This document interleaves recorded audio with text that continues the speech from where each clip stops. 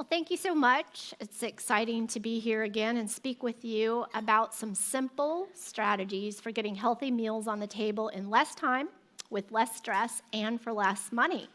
And the reason I am so passionate about helping moms is because we, as moms, we have such a unique opportunity to make a significant impact in the health of our children, not only while they're little, but throughout their school age years and even into adulthood. And so I think that we all understand that good nutrition is truly the building block of health and wellness. And so I don't find that it's a lack of desire. Most moms want to feed their kids healthier, and they want to eat healthier too, right? And so it really isn't the lack of desire that's the challenge so much as it is things like lack of time, lack of energy, and lack of know-how. As moms, you are very busy. You're running around all day, taking care of kids, and you can feel like, you know what, I just don't have time to make healthy meals. And then with that comes a lack of energy. I mean, you're tired because you're with kids all day, have long nights, right? And it can leave your energy levels feeling zapped, like I just don't have enough reserves in the tank to make dinner. But honestly, as I've worked with moms through the years, the biggest challenge that I've found is a lack of know-how.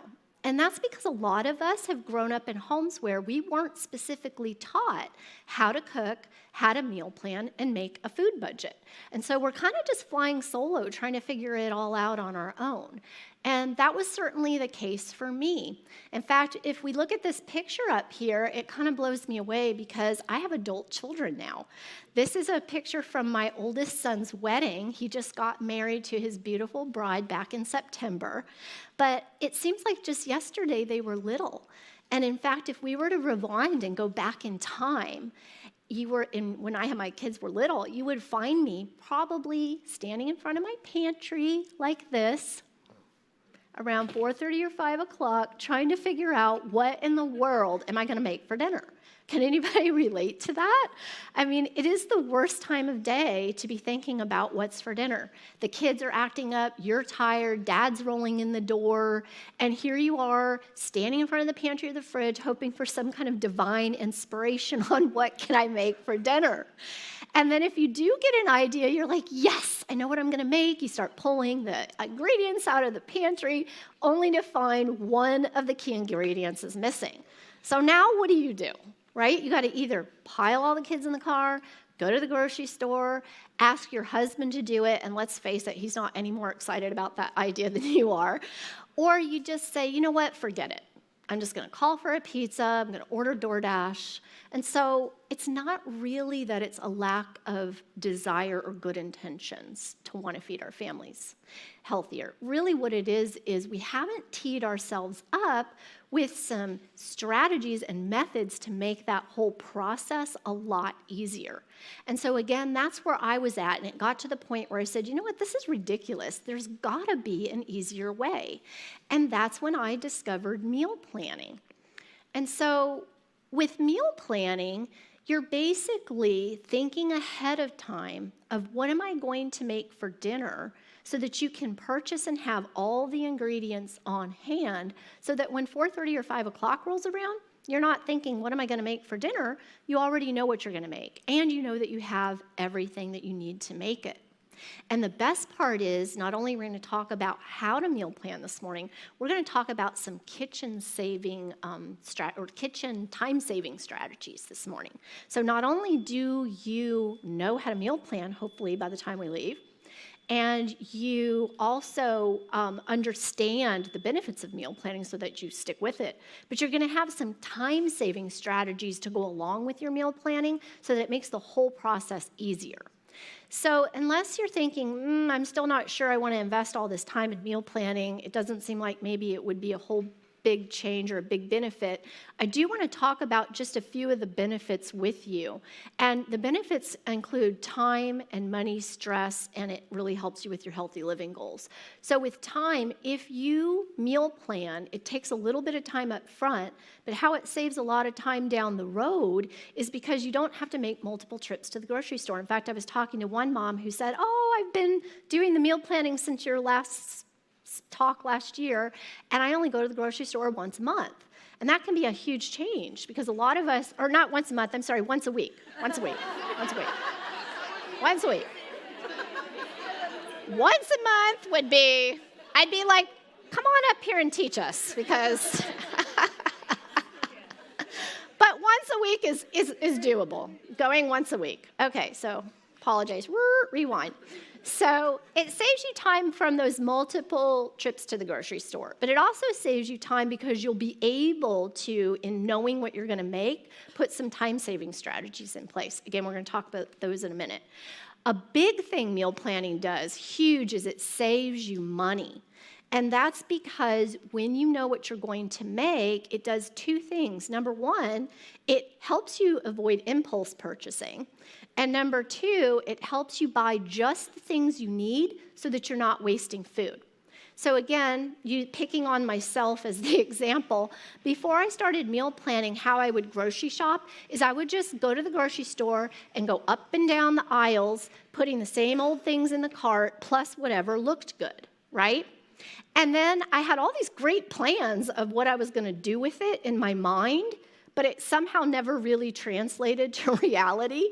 And so when I'd go to clean out my fridge, I would be finding expired food, produce that was shriveled and wilted, and then occasionally there'd be this thing in the back of the fridge that doesn't even look like a food anymore. It looks like a science experiment. So I'm throwing out this food, and if you're throwing away food, you're throwing away money. And so when you meal plan, it saves you from doing that. It saves you from throwing away food. It also saves you money because we all know it is a lot less expensive to cook meals and eat at home than it is to eat out, get takeout, get DoorDash, things of that nature. And that also will help you with eating healthier because it's a lot healthier to eat at home than it is to eat out. And so there's a lot of benefits to it as well as stress because nobody wants to be standing there at 4:30 or 5 trying to figure out what to eat. That is super stressful. And so meal planning will help you avoid that. So what is a meal plan? Here's an example of what a meal plan can look like. This is a fancy pants one. I provide meal plans over at the Better Mom blog. They're all free. I do them 4 weeks at a time. So each month there's a new 4-week series of meal plans over there. So you're welcome to visit that. That's an amazing site. One of our pastor's wives blogs over there too, Heather Pace. So it's a great blog, again, The Better Mom. But unless you're thinking in your mind right now, okay, I'm totally shutting down and I'm not going to listen to her anymore because she's crazy. She has 7 meals up there on that meal plan, and there's no way I'm cooking 7 days a week. I want to assure you I am not suggesting that you do. In fact, I'm suggesting just the opposite. Wherever you're at right now, that's where you need to start. So are you cooking 1 time a week, 2 times a week, 3 times a week? However many times a week you're cooking, that's where you should start. Start planning the meals that you're already making each week. And then as you get proficient in meal planning, then you can add more meals as it fits your family dynamics and your family needs. So basically a meal plan is just thinking again about what you're going to make for dinner, writing it down, and then going into the grocery store and getting the foods that you're going to need to make those meals. But honestly, it is a lot more than that. When I first started meal planning, what I did was, on Monday, I'm going to make tacos. On Tuesday, I'm going to make chicken noodle soup. On Wednesday, I'm going to make, chili. And so every day was a different meal.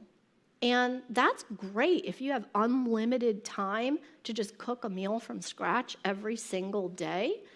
But the reality is most of us are limited on time. And so there's a way that you can group your meals and do some time-saving strategies like batch cooking, things we're going to talk about, to where you can make a meal that translates into 2 or 3 or more meals so that some of the steps that you're doing, you don't have to repeat those. So how do you get started? Well, the first thing I recommend is to make a master list of meals. And basically what that means is just writing down the meals that you're already making that you're comfortable with. So this person typed theirs out, which is great, but it doesn't have to be that fancy. You can just grab a sheet of paper, put it on your kitchen counter, and as you think of the meals that you make, that you're comfortable making, that your family enjoys, just write them down. And the reason that you want to do this is twofold. Number one, when you go to make out your meal plan, it'll be a lot easier because you won't be having to pull things out of your mind, like, oh, what do I want to make? You'll have a list that you can refer to.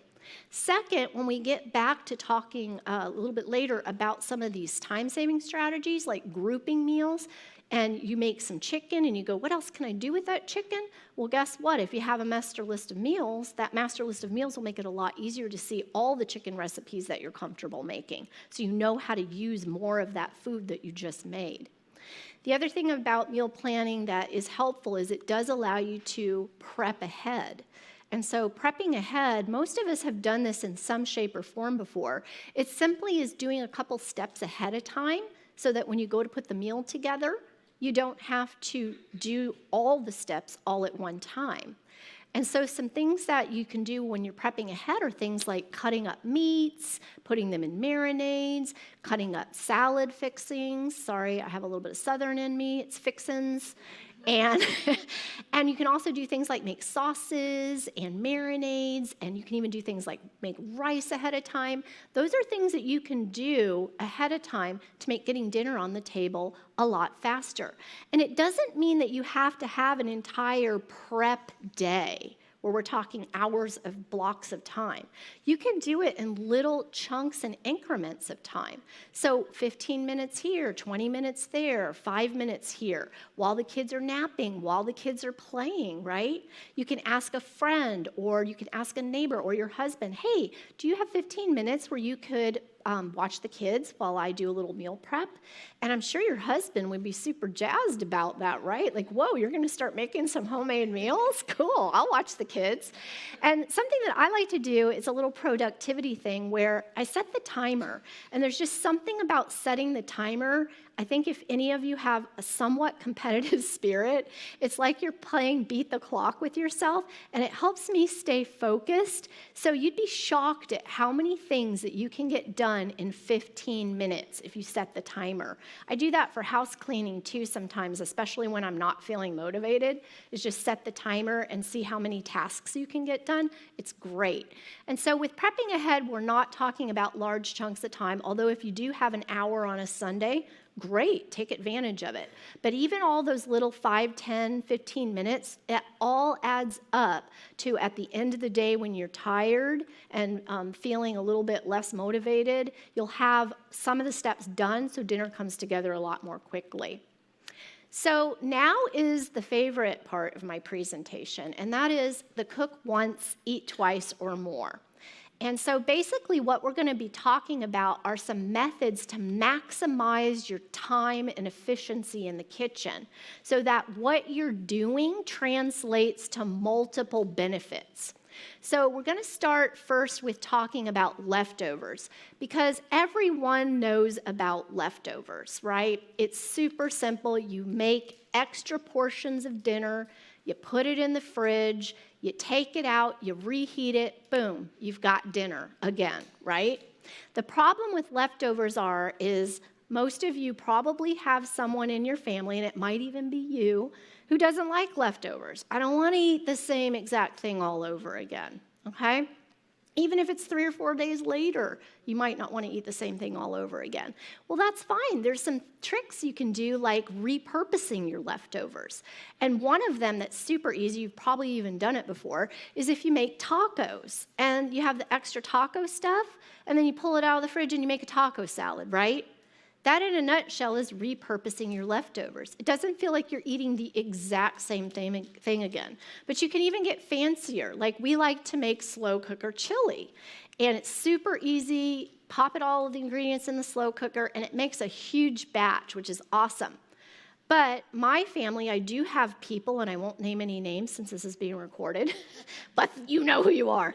They don't like to eat the same thing over again. So I do a little trick like, For example, I'll bake some baked potatoes or baked sweet potatoes. And then I take the chili and I put it on top of the baked potatoes with some sour cream and some chives, and I do a side salad. And it feels like it's a different experience, a different meal, right? But it's still, in a nutshell, leftovers. The other thing you can do with leftovers is you can freeze them. And then you can let 2-3 weeks, a month go by before you eat them again, right? And there's a lot of things that freeze super well as leftovers. Soups, stews, casseroles, pastas, those types of things like lasagnas, those all do really well as a leftover in the freezer. Batch cooking really is what we're talking about in essence. When I say you're going to cook once and eat twice or more, what I'm talking about is batch cooking. And batch cooking is simply doubling or tripling a main ingredient. Now, traditionally, it can be meats, but it can also be side dishes as well. You can double or triple a batch of rice or quinoa or pasta.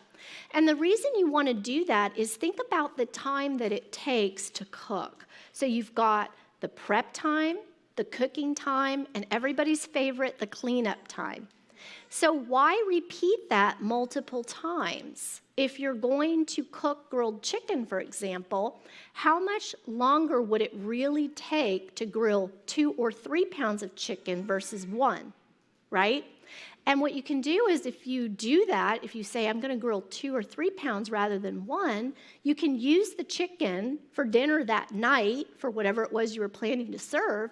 And then all that extra chicken, you can cut it up and put it in the fridge or freezer. And then you have that step already done for the next time that you're going to make a meal with chicken in it. Same with rice. I'm going to cook some rice. I'm going to use half for dinner tonight. I'm going to put the other half in the fridge that I'm going to use for making rice bowls 3 or 4 nights later. That time that you've invested in making that rice is now done. You don't have to repeat that step. So that's why batch cooking combined with meal planning can be a real game changer for you in saving time. So I want to give you a couple examples because I feel like examples really help to clarify. So I gave you the example of the grilled chicken, but I also want to share an example with roast chicken.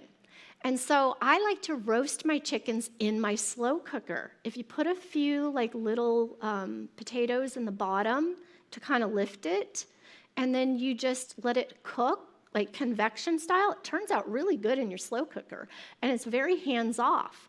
And then what you can do is you take all that meat off the chicken, and you could serve it that night with those potatoes and a salad, and then you have all that extra meat on your hands. Well, what do I do with it? Well, if I have a meal plan, going back to meal planning, I can already plan ahead of time. On Sunday, I'm going to make a slow cooker roast chicken. What other recipes on my master list of meals have chicken in it that I can translate that extra chicken into another meal?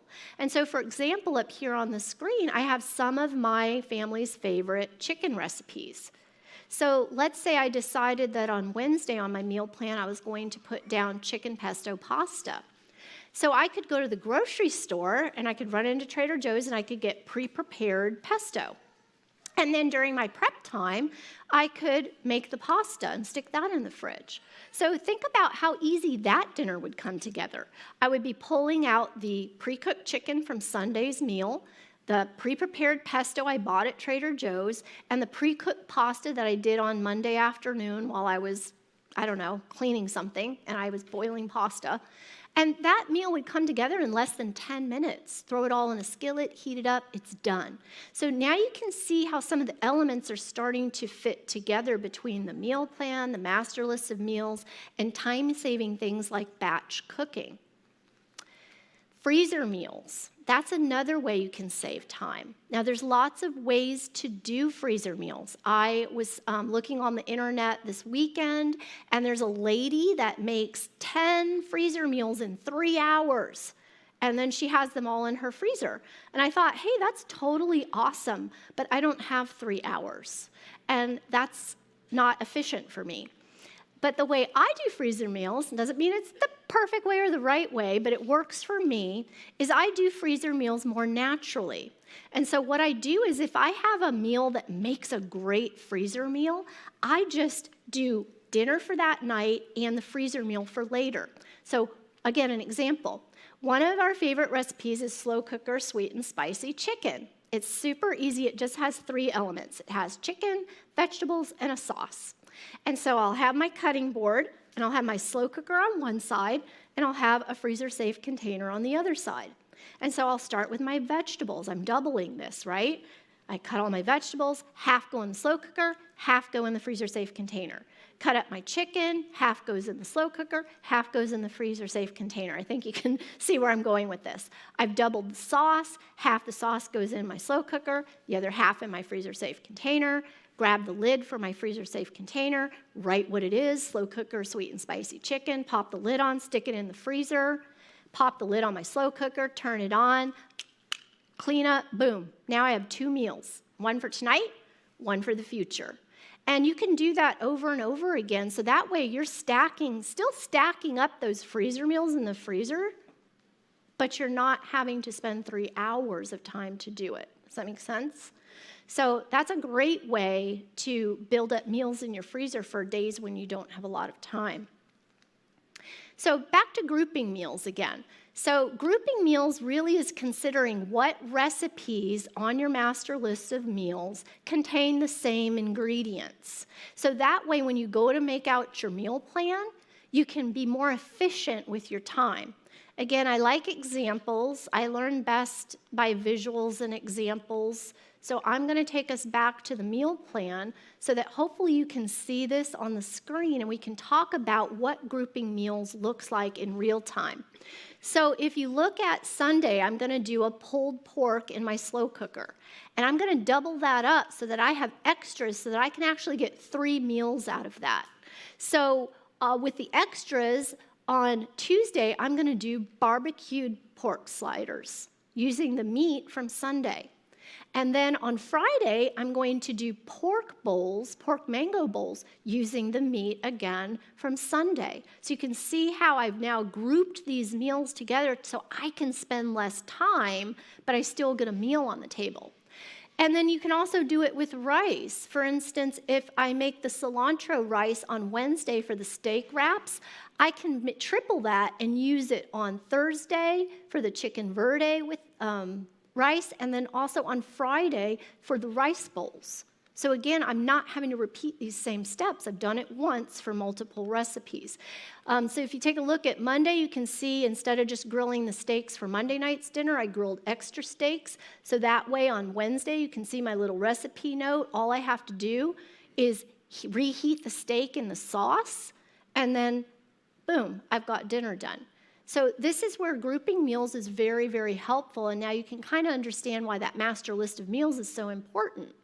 So you can say, hey, if I'm going to grill steaks, what else can I use with steak?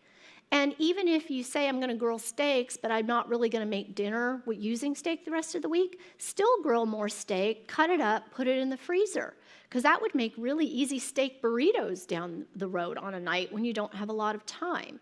So again, this batch cooking combined with meal planning and grouping your meals is really going to, I think you said it, revolutionized the way that you cook and shop and meal plan.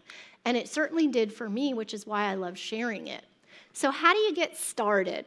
Okay, I know you might be feeling this morning like, wow, I feel like I've been drinking out of a fire hose, right? Like this is a lot of information, especially if you haven't been meal planning.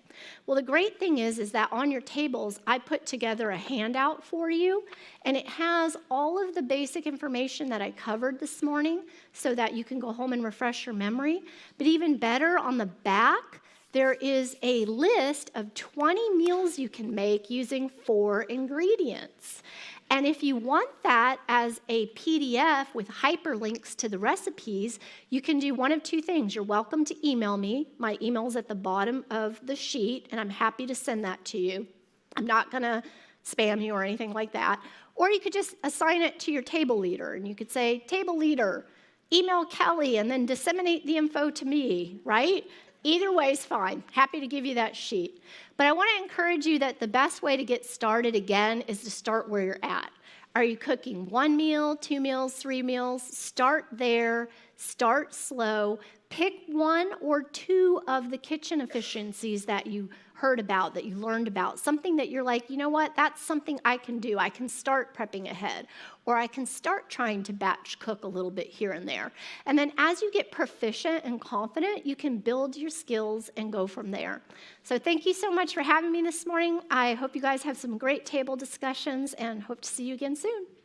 Bye.